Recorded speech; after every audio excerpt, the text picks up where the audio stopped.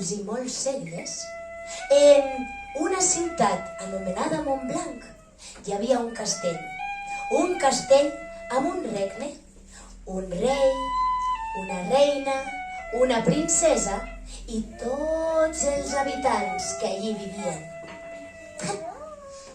La princesa era molt bonica, salut i molt amable. Hola! Hola! Hola! Hola, hola! I allí vivia, en eixe castell.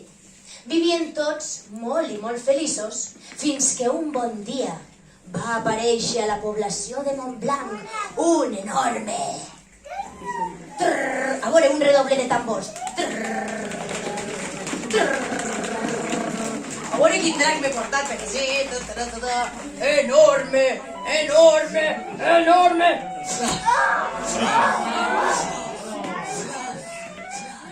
Un enorme drac.